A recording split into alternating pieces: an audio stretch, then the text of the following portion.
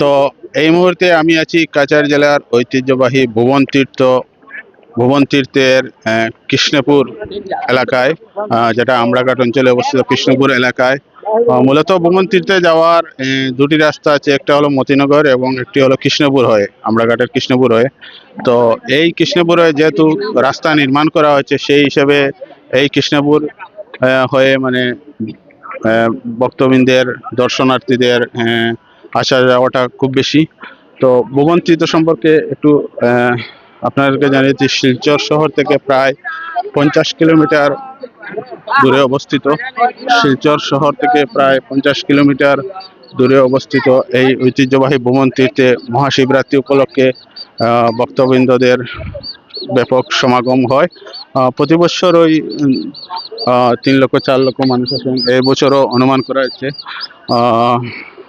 যে সংখ্যাটা এইভাবে থাকবে। তো এইমাত্র সন্ধ্যা হয়ে গেছে এবং আপনারা দেখতে পাচ্ছেন সন্ধ্যার সাথে সাথে ভক্তবৃন্দদের ঢল নেমেছে ভুবন তীর্থে। কৃষ্ণপুর হয়ে হাজার হাজার ভক্তবৃন্দ সারিবদ্ধভাবে আসছেন।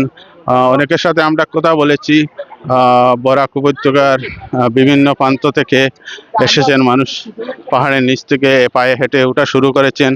বিভিন্ন বয়সীরা রয়েছেন, পুরুষ মহিলা কচিকাচারাও রয়েছেন। একটা উৎসাহ, ধর্মীয় উদ্দীপনার মধ্য দিয়ে এই যাত্রা শুরু করেছেন তারা। মূলত সেখানে ভুবন তীর্থে প্রায় নিচে থেকে প্রায় 3000 ফুট উঁচুতে প্রায় 10 কিলোমিটার পায়ে হেঁটে গিয়ে সেখানে যে মন্দির রয়েছে ভুবন তীর্থে, সেই মন্দিরে পুজো দিবেন এবং ভুবন বাবার আশীর্বাদ নেবেন, নিজেদের মনোকামনা সেখানে ভুবন বাবার কাছে তুলে ধরবেন। তো ডেইলি বরাকের দর্শকদের কৃষ্ণপুরের এই সার্বিক দৃশ্য দেখছি। এখানে বিভিন্ন দোকানিরা বিভিন্ন পসরা সাজিয়ে বসেছেন, বিভিন্ন সামগ্রী প্রসার নিয়ে বসেছেন এবং বিভিন্ন সামগ্রী কেনাকাটা ব্যস্ত রয়েছেন মানুষেরা। তো ভুবন তীর্থকে ঘিরে এই আমড়াঘাট মতিনগর অঞ্চলে গত 2-3 দিন ধরে এক উৎসবের পরিবেশ বিরাজ করছে এবং গতকালকে থেকেই পুণ্যার্থীরা ভুবন তীর্থে ওঠা শুরু করেছেন। যদিও তিথি আমরা যেটা জানতে পারলাম যে তিথি আজকে রয়েছে, আজকে সন্ধ্যা 5টা থেকে কালকে বিকাল 5টা পর্যন্ত তিথি রয়েছে।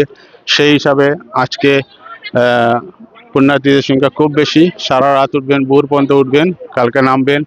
তো ভুবন তীর্থকে ঘিরে প্রস্তুতি অনেক আগে থেকেই শুরু হয়েছে।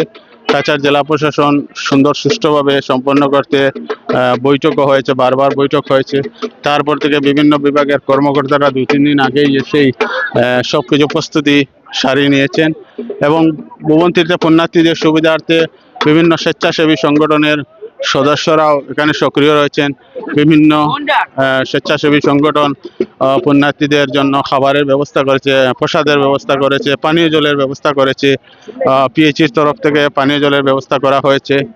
তো বলতে গেলে ব্যাপক ধর্মীয় উৎসাহ উদ্দীপনার মধ্য দিয়ে সুন্দর সুষ্ঠুভাবে এখন পর্যন্ত আমরা যেটা জানতে বললাম, কোনো ধরনের অঘটন ঘটেনি। সুন্দর সুষ্ঠুভাবে চলছে ভুবন তীর্থে পুণ্যার্থীদের আগমন।